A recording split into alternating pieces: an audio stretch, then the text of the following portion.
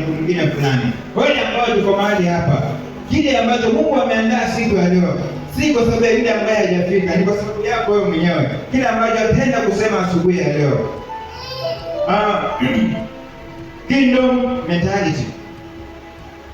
Pale mwanzo, wakati ambao Mungu alikuwa akaumba mwanadamu na akamweka katika vile Biblia inatuambia kwamba katika shamba la Edeni, mipango ya Mungu pale mwanzo alikuwa na kitu fulani. Alikuwa na mipango ya kuendeleza ufalme. Na siku ya leo tumejipata kwamba ziko falme mbili ambazo zinapigana. Ufalme mmoja unataka kuendeleza ufalme wake na huu mwingine pia anataka kujiendeleza. Hizi falme mbili ni ufalme wa mbingu na ufalme wa giza.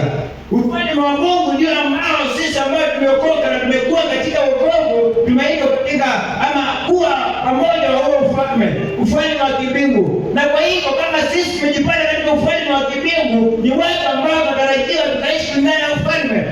Asubuhi leo ningependa tukasikizane ama tukaelewe ni nini ambayo tunatakiwa sisi kama watu ambao tumeitwa katika huu ufalme wa kibingu. Mungu akakaa na akafikiria, akataka kuendeleza ufalme.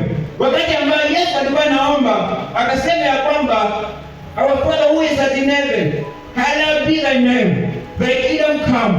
Ufalme wako uje hapa mbinguni duniani kama vile mbinguni. Na kwa hivyo kile ambacho ningetaka tupatie siku ya leo, ufalme wa Mungu hapa duniani ama mipango ya Mungu ufalme wake hapa duniani, anataka usiwe na tofauti wowote na ufalme wake kule mbinguni.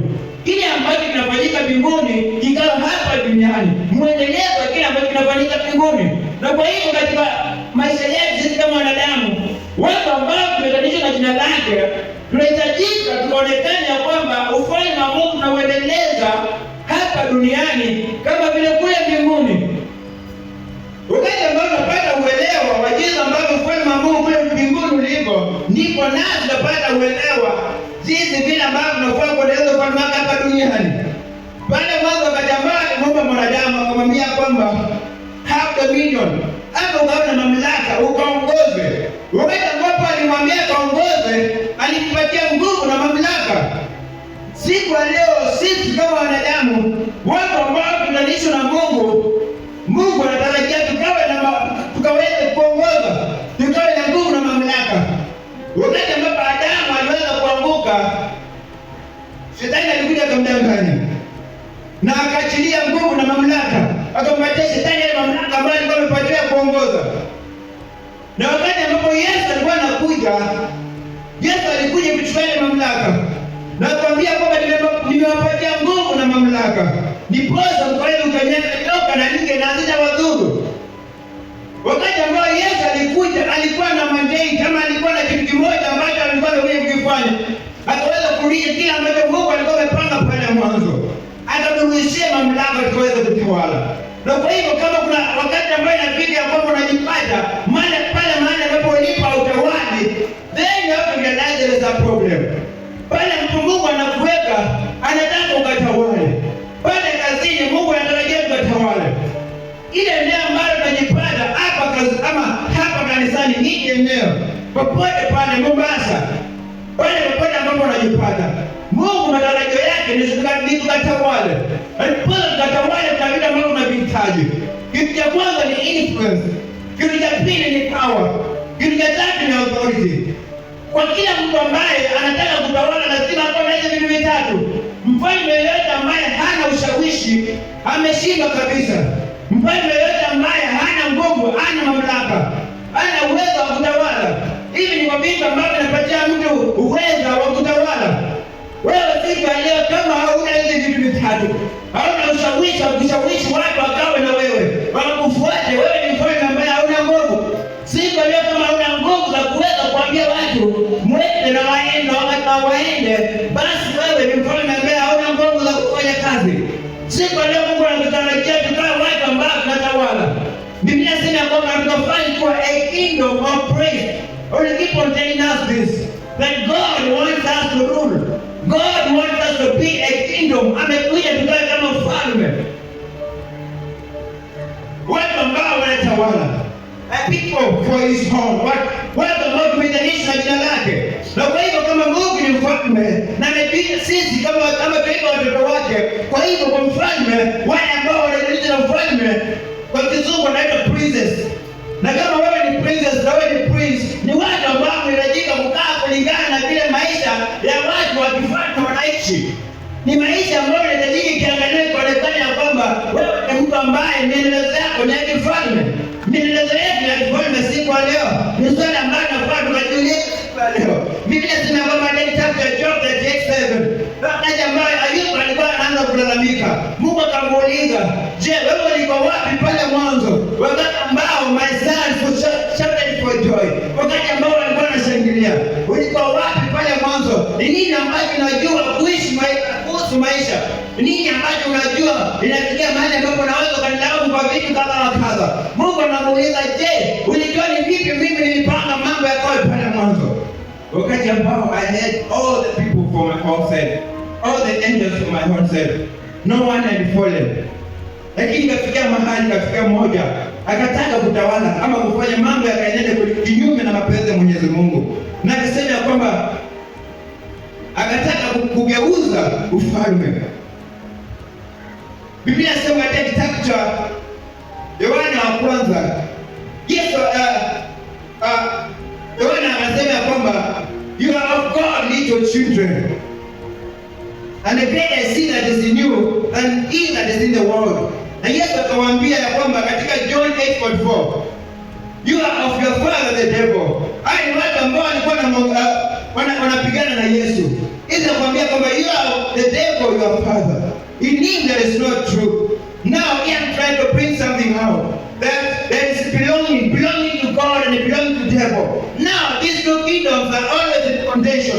One kingdom wants one people for itself, while the other kingdom also wants to extend its power and authority. Inataka kuendeleza utukufu wake.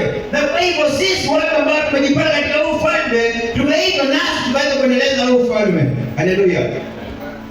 Ikifikia mahali tunajipata ya kwamba ile mipango ya kibingwa ipo katika mawazo yetu, basi twendeni kulingana na vile Mungu anataka.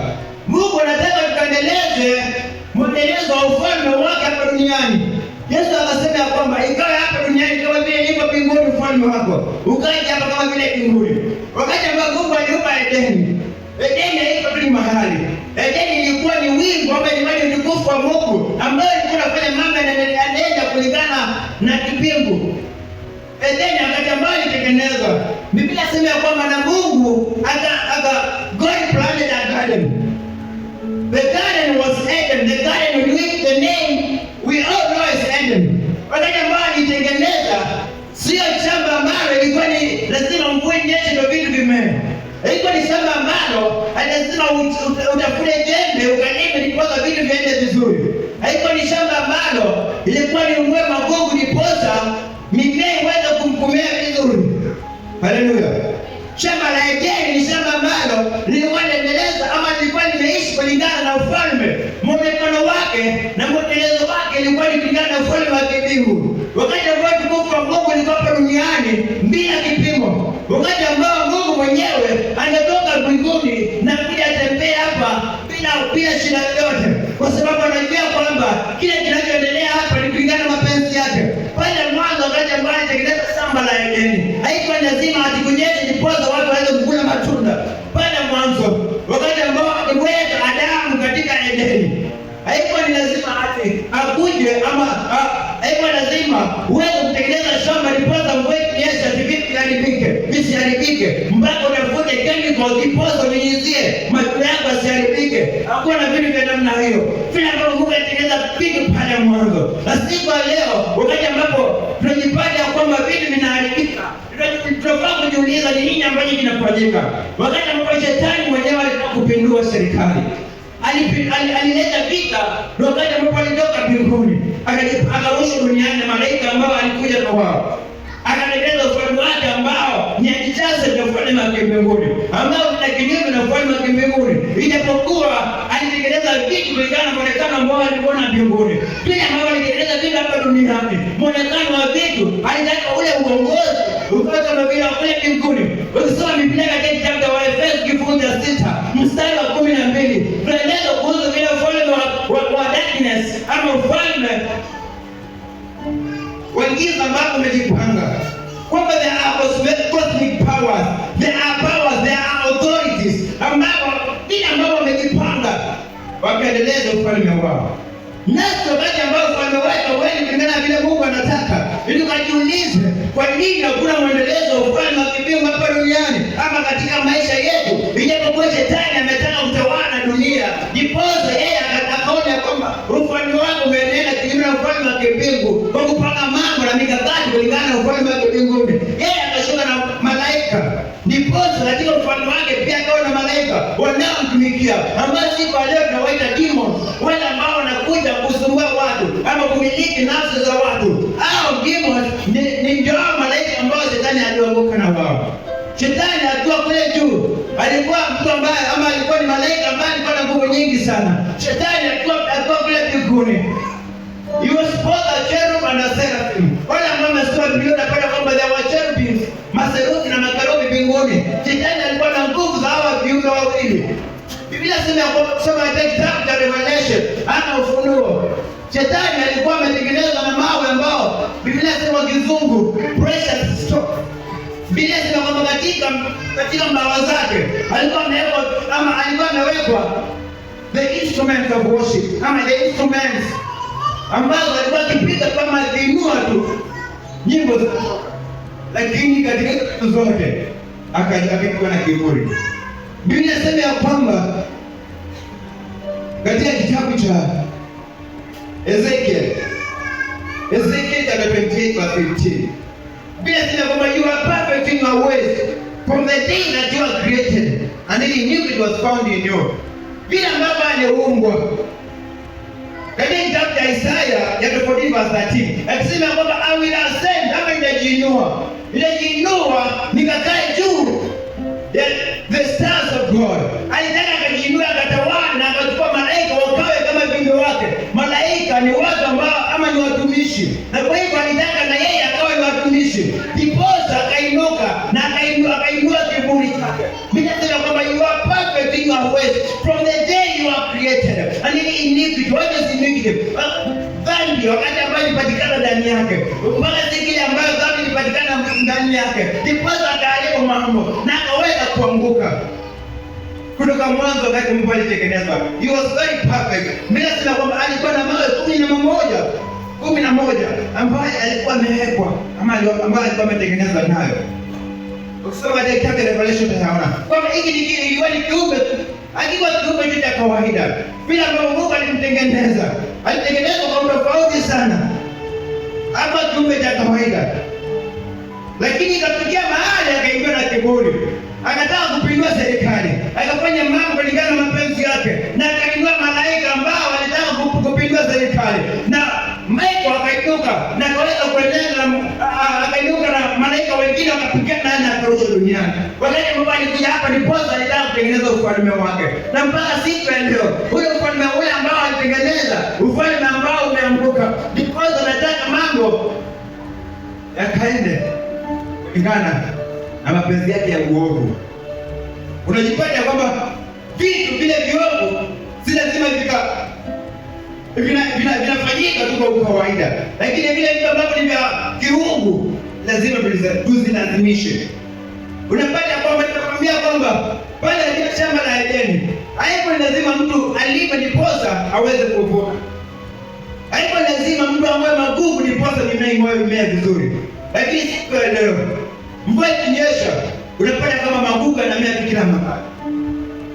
Vile vitu vya uovu vinajiendeleza tu wenyewe. Havihitaji a lot of publicity. Havihitaji kuendelezwa. Vinajipeleka tu wenyewe. Ushawishi kidogo tu vitu vya uovu vinaendeleza. Lakini vitu vya kiungu vinapigwa vita sana. Kwa sababu shetani anayameinuka viwango vya juu. Ufalme wake ameuinua kwa viwango vya juu. Systematically. Vitu vyake amevipanga systematically. Kwamba anaviendeleza kumwendeleza ambao amefikiria kwa akili ya juu sana. Lakini sisi siku ya leo mambo ambayo ni ya kiungu hatuwekee ama hatuna ule mipangilio ya vile mama ambao anafaa kuenda. Hatujajitia mkazo vitu ambavyo ni vya kiungu, ama hatujajitia mkazo ufalme wa mbinguni. Nimekwambia kwamba ndiposa mfalme akatawala anahitaji ushawishi. anahitaji nguvu na mamlaka. Bila mamlaka hawezi kufanya mambo. Wakati ambapo Esta aliinuka pale Babylon, wakati ambapo alikuwa anafanya kuwa malkia, Biblia inasema ya kwamba wakati ambapo Mordekai alikuwa anapigana, Amani alikuwa anapigana na Mordekai. Na ikafikia mahali Amani alienda akajipata ya kwamba siku ambayo anaenda kuomba ruhusa muue Mordekai. Biblia inasema ya kwamba alienda akifika kwa mlango. Akapata mkume mfalme usiku wote alikuwa amelala. Anajiuliza huyu nitamfanyia nini? Kwa sababu vile ambapo alimsaidia kuokoa maisha yake. Na wakati ambapo Mordekai alifika mahali, Amani alifika mahali pale, mfalme akamuuliza, mtu ambaye amefanya hiki kitu atafanywa namna gani? Na jamaa akapeana mtalatala vile ambapo Mordekai atafanywa, kwa sababu yeye katika mawazo yake alifikiria ni yeye. Na wakati ambapo alipatiwa hayo mawazo na mipangilio vile, ama alipeana mpangilio vile ambapo Mordekai atafanywa, akaja kupata baadaye kumbe ni Mordekai. Wakati ambapo alienda alirudi nyumbani akiwa akona stress sana, akawaeleza watu wake, bibi yake na watu wengine vile ambavyo imefanyika. Wakamwambia kama ni Mordekai ambaye umeanza kuanguka kwake bali ama Mordekai ambaye ni wa Kiyahudi ambaye umeanguka mbele zake bali hautaweza haya mambo. Watu ambao ni wa kifalme, wakati ambapo sisi ni watu wa kifalme, tukajua kwamba sisi watu ambao ama hatuna advantage. Tuna advantage kwa sababu ya ufalme ambao tuko nao. Watu wa kidunia wakajua kwamba sisi ni watu ambao tuko na advantage. Wakati ambao adui ama wengine wa dunia kwa sababu kinyume nasi, wakapata kwamba we have the advantage because we belong to a kingdom that is more powerful than the kingdom of the world. Shetani anatengeneza kingdom ambayo ni the kingdom of the world. Because yes, mwenyewe alisema kwamba the prince of this world, mwenyewe alipata kwamba anataka kutawala dunia. Nasi siku leo yataka kujifunza na kujua kwamba ni watu ambao tunafaa kutawalwa na mawazo ambayo si ya kidunia, mawazo ya ufalme ambao si ya dunia. Yesu wakati ambao alikuja, watu walikuwa wamepitia mashida kwa sababu walikuwa wametawaliwa na ufalme wa Kiroma, na walitaka diposa Yesu alikuwa na ile ufalme, walitaka akawe mfalme ambaye atamoa ufalme wa Rumi katika Israeli. Lakini wakati ambapo Yesu mwenyewe alikuja na wakataka kumfanya mfalme, akakataa ufalme wa kidunia.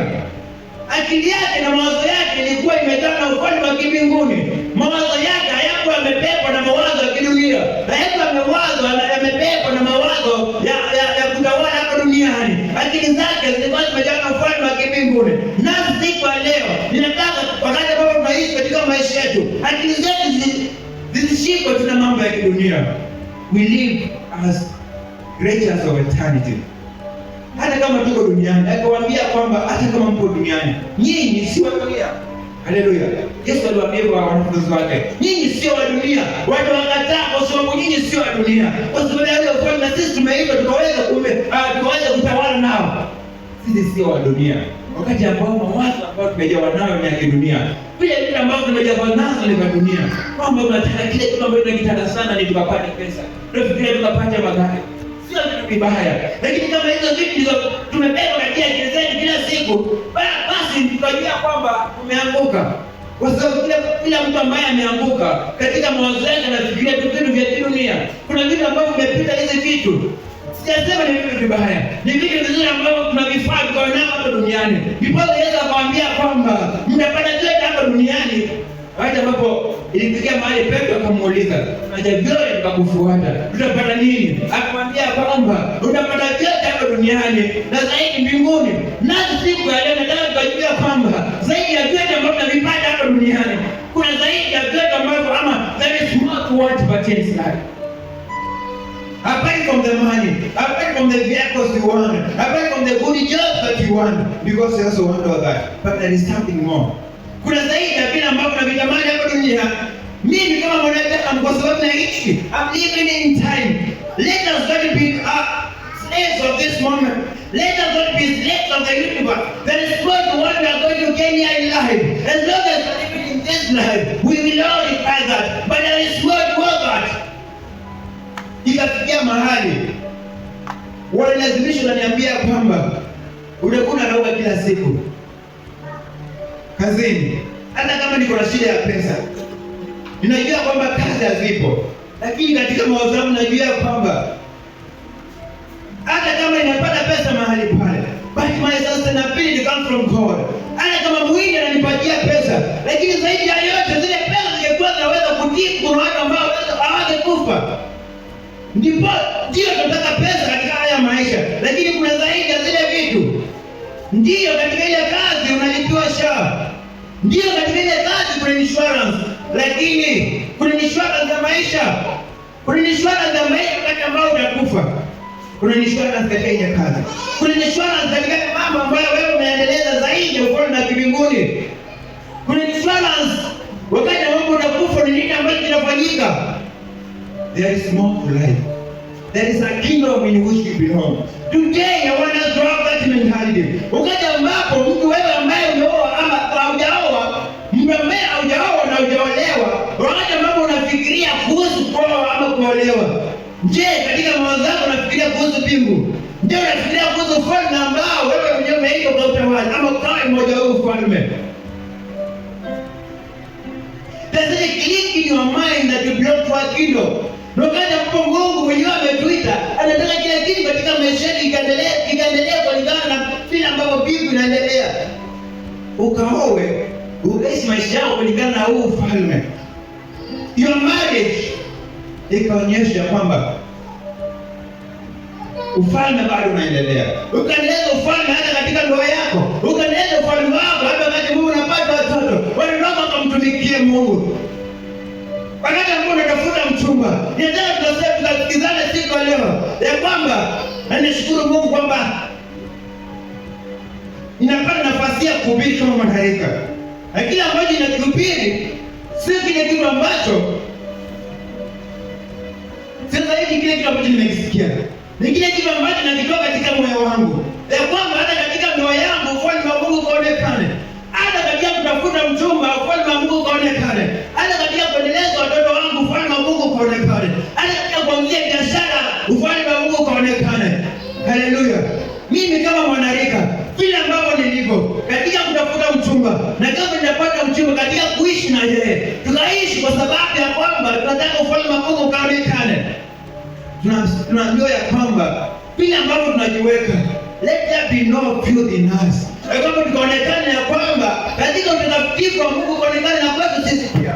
Vile ambavyo tunaishi maisha yetu sisi, isikuwe ya kwamba Biblia inasema kwamba we are surrounded by a cloud of witnesses. Vile ambavyo watu wanatuangalia siku ya leo, je, wako na maswali na ule wakomba ambao tuko nao? Je, wako na maswali na ule ufalme sisi ambao tunaitanisha nao? Tunaitanisha na ufalme wa mbingu. Biblia inasema kwamba Mungu ni mtakatifu na kwamba sisi kama ni watu wake anataka nasi kuwa watakatifu. Kwa nini anasema kwamba tukae watakatifu? Kwa sababu anajua kwamba that is possibility for us to be holy because he is holy. Haleluya. Ametuambia tukawa watakatifu. Na kwa hivyo kama ametuambia hivyo, anajua kwamba inawezekana. Wakati ambapo unaishi maisha yako, unajipata kwamba unaona haiwezekani. Watu wanasema ya kwamba there is no, ama hakuna mtu ambaye ni mtakatifu. Hakuna mtu ambaye anaongoza njia za utakatifu. Nataka nikwambie siku ya leo, breaking news. There are people living a holy life in this world. Even though the world is fallen, even though everybody is going astray, but there are people who are stood with the truth. Kuna watu ambao wamesema kwamba hata pale kazini hata iba, hata haribu mahesabu ndipo wakapate pesa. Kuna watu ambao wanaeleza maisha ya utakatifu. Dunia imeharibu mawazo yetu. Mpaka wao wanasema kwamba hakuna mtu mtakatifu. Elijah akaenda kwa Mungu akamwambia kwamba wote wameangukia bahari. Ni mimi tu peke yangu ambaye nimebaki. Mungu akamwambia stop. Pull up. Niko na wengine 5,000 ambao hawajaangukia bahari. Mungu anawajua watu wake ambao bado wamesimamia utakatifu. Inaonekana kwamba kila kijana ni kama ameanguka. Kila mwanaume ambaye katika ndoa bado anadanganya. Kila mwanamke ambaye kwa ndoa bado anadanganya. Lakini Mungu mwenyewe anaangalia na sema kwamba I have people from my own self ambao ninawajua katika mioyo yao. Inawaangalia inajua kwamba hao bado hawajaanguka kwa sababu ameamua kujikalia ama ukalia utukufu. Wewe katika maisha yako, there are people who are holy. There are people who are living a righteous life. Katika mambo yao wanasema kwamba hata wakipatiwa nafasi yote pale kazini, wanajua kwamba hapa mahali kwa mimi nilipo, mimi nimekuja hapa kama mmoja wa ufalme wa mbingu. Na kama niko mahali hapa, Mungu anataka kuona mambo yake yakiendelea vizuri hapa mahali ndipo nilipo kazini. Ile nafasi ambayo umepatiwa kazini, pale katika biashara yako. Je, ufalme unaendelea? Pale ambapo unajipata shuleni, je, ufalme unaendelea? Pale ambapo unajipata katika maisha yako, ndio kajiulize, je, mwendelezo wa ufalme unaonekana pale ambapo nilipo, pale katika plot, pale kwa plot penye naishi? Je, wakikuangalia ama ni wewe wakati ambao umetoka kanisani, unasikia tu jitaharabu kaswida zile za Waswahili, unasikia kama bongo na zile bongo flavor, sije zinaitwa reggae, na unasema tu ni mambo ya kawaida. Je, ufalme unaonekana katika maisha yako, katika mavazi, vile ambavyo katika mavazi yako, katika kutembea kwako, katika kulala na kuamka kwako, your lifestyle, the way you live your life? Je, ufalme wa mbingu unaonekana? Ufalme uko na mtaratara jinsi ambavyo unafaa kuendelezwa.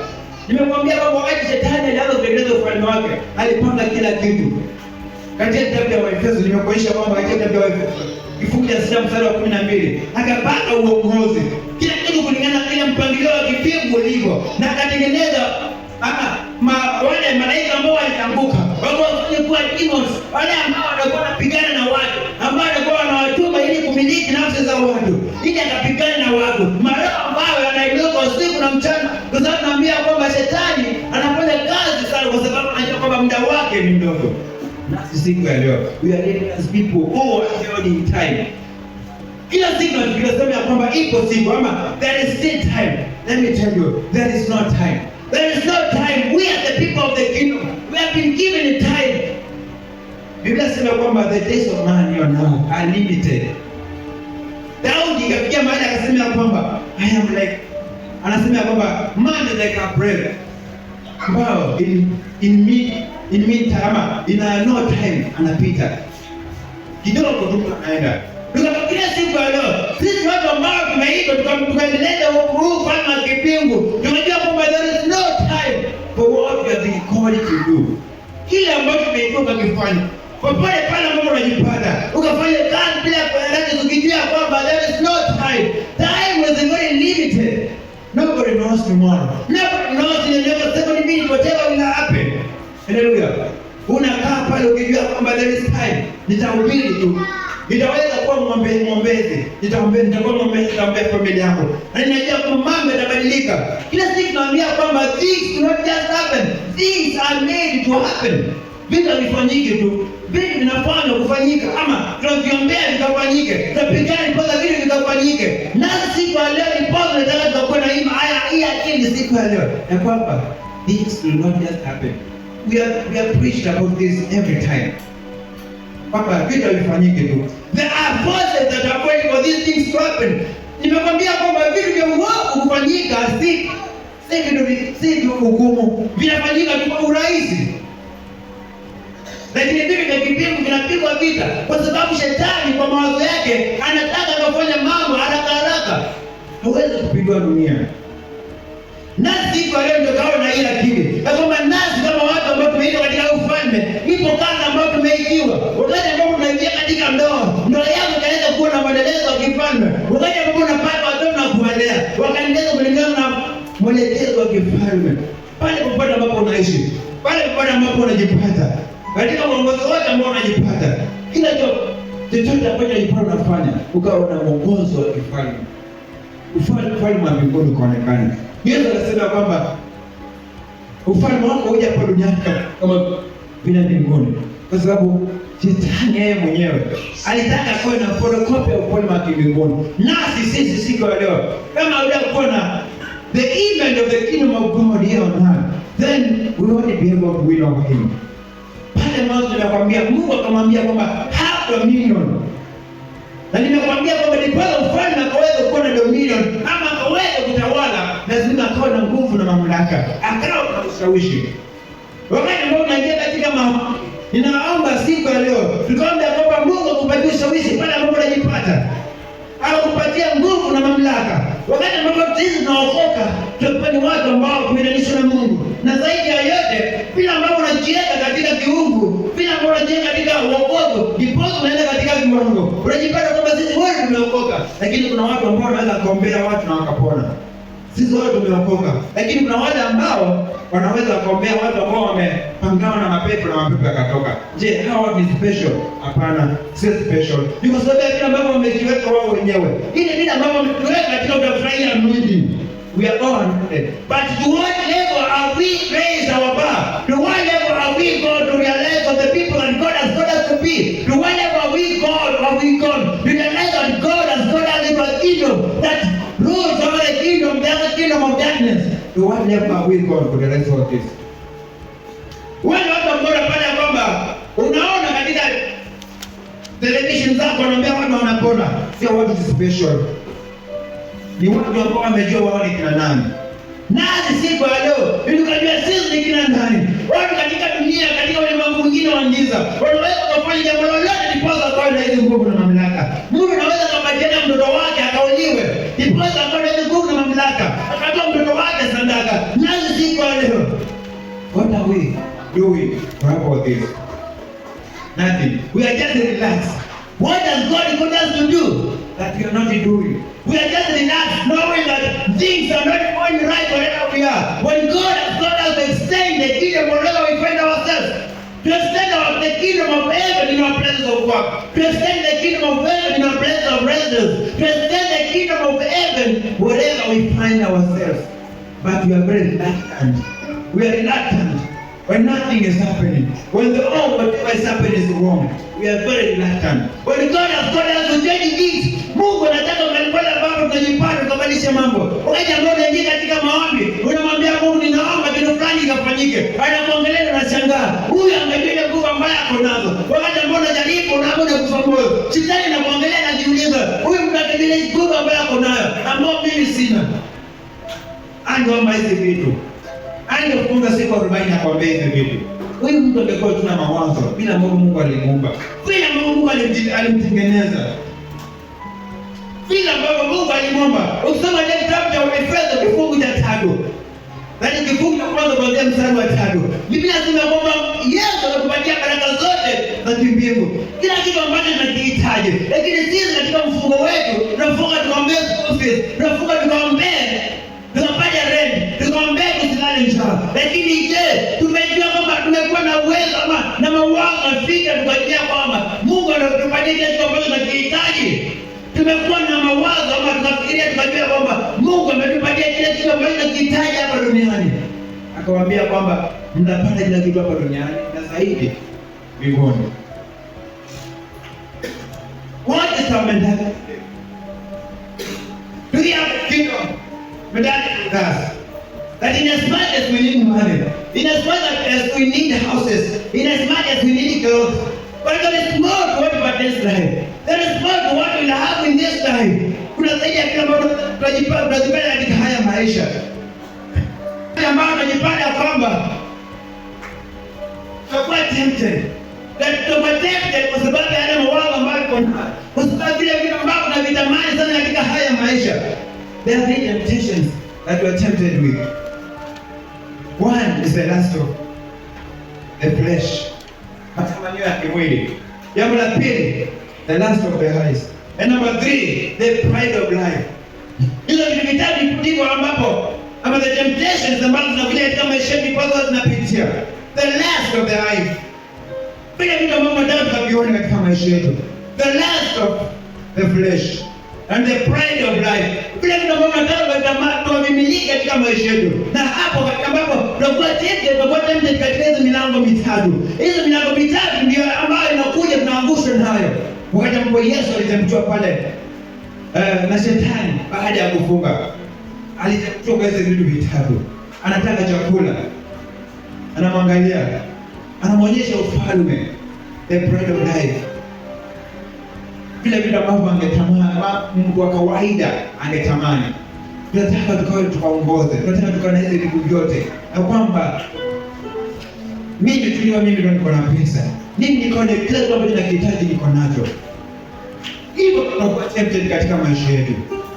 Siku ya leo nataka tukaelewe ya kwamba zaidi ya hizo vitu ambazo tunakuwa tempted nazo, there is more to life than all of these things. Mimi nasema kwamba nini ambacho zaidi ya baada ya kupoteza vitu vyote ama maneno yananipotea. After gaining all this, after gaining the whole world, after gaining all the whole world, upoteze roho yako. What will you pay? Zaidi ya vyote. Yapo maisha ambayo Mungu anataka tuishi katika hii dunia. Ufalme wa Mungu uonekane katika maisha yetu. Ufalme wa Mungu uonekane popote ambapo tunajipata. Mungu ametuweka mahali hapa. Sisi kama watu ambao tunafaa kuendeleza huu ufalme. Nimekwambia kwamba wakati ambapo Mungu alimuumba mwanadamu, Biblia inasema kwamba huyu shetani ambaye alianguka, he was the prince of the universe. He was the prince. Alikuwa amehewa kama the prince. Na wakati ambapo Mungu alikuja akamuumba mwanadamu, shetani akaangalia kuona kwamba there is a new prince that is being created to have dominion over the whole earth. Shetani akakufa moyo na akataka aweze kupindua. Ndipo akachukua hizo nguvu. Na wakati ambapo alirushwa hapa duniani, alikuja na shina mwanadamu akampatia zile nguvu. Zile mamlaka. Mwanadamu akampatia mamlaka. Na wakati ambapo Yesu alikuja, akachukua yale mamlaka na akamwambia wanafunzi wake tuwatuma, na kwamba tunawapatia nguvu na mamlaka. Tuko na ufahamu katika mawazo yetu kwamba tumepatiwa nguvu na mamlaka siku ya leo. Je, uko na hiyo mentality katika maisha yako? You have the power and authority. You have the power and authority over sickness. You have the power and authority over poverty. You have the power and authority over the kingdom of darkness to rule. Either way we are going to rule, it is to the path in which you are going to be in sync with the heavens. The synchronization of our leadership itakuwa inaenda kulingana na vile ambavyo tumecheka na ufalme wa mbinguni, kwa sababu there is no other way. We are going to find ourselves to ruling wherever we are. Kama tunaweza kutawala, nilikwambia kwamba ufalme huu ama katika maisha yetu ukaonekana muonekano wa kifalme wa mbinguni. Maisha yetu, mwelekezo wetu ukawe umesikana na ufalme wa mbinguni.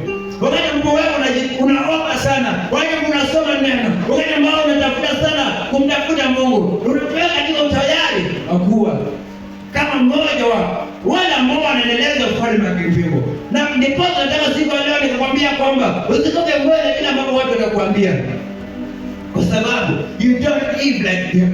Wakati ambapo Amani alienda kwa mfalme, akamwambia kwamba mfalme Ahasuerus akamwambia kwamba these people, there are people in my kingdom whose laws are different from the laws of these other people. Ama sheria zao ni za tofauti na hizi sheria zetu hapa. Kwa nini? Vile ambavyo waliishi katika maisha yao, sheria zao zilikuwa za tofauti na watu wengine wa kawaida.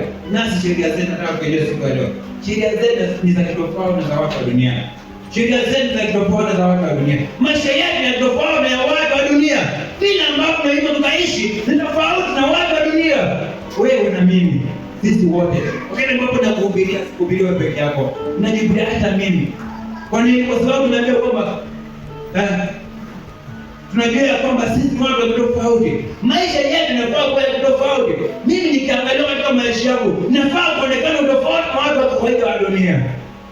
Sio tu kuonekana maisha yetu wale watu ambao wanaishi katika ufalme mwingine anaendana tu sawa. Hapana. Biblia inauliza, je, darkness and light can they stay together? When light comes, darkness inaenda kando. Ama giza inapotea wakati ambapo mwangaza unakuja. Nasi ni watu ambao ni watu wa mwangaza. Mahali ambapo tunaingia, mwangaza unafaa kutawala. Pale ambapo unajipata, mwangaza unafaa kutawala. Pale ambapo unajipata, mwangaza ukatawala. Wewe kama mtu ambaye ni wa mbingu, sheria zako ndio tofauti za watu wa dunia, ukaishi kama mtu ambaye ni wa mbingu. Mtu ambaye ufalme ambao umeitwa ukaishi nao ni ufalme tofauti na dunia. Wewe si mtu kudanganya na kuibia watu kama watu wa dunia. Kama watu kawaida, kila mtu yote vile ambavyo anaishi. Alikipatikana watu wameiba, unapatikana ndani yake. Ikipatikana watu ambao walikuwa wamepiga watu mapanga, unapata kwamba James alikuwa ndani yao. Mtu ambaye ako na jina la kimbingu. Tukawa watu tofauti. Haleluya. Tukaishi maisha tofauti. Tukaishi maisha ambayo yanaonyesha kwamba ule ufalme ambao sisi tumeitwa tukawe pamoja yake ni tofauti na ufalme wa kidunia. Kwamba our laws, our lifestyle is different from the lifestyle of the world. The way we live life, the way we walk, the way we sleep, the way we wake up, the way we eat, the way we dress, it should show difference from the way the others speak. Sio sheria, nimeleta sheria siku ya leo. Nimeleta uelewa. Yesu anasema kwamba sitakuja kuondoa sheria, lakini nimekuja ndiposa nikazieleza zile sheria. Na zaidi ya yote kuwaletea neema ndiposa nikazieleza zile sheria. Na wakazieleza zaidi vile mambo katika uelewa. Jeshi la Bwana amka, tuvae silaha twende, tuimbe, tushangilie, maana yote yawezekana. Jeshi la Bwana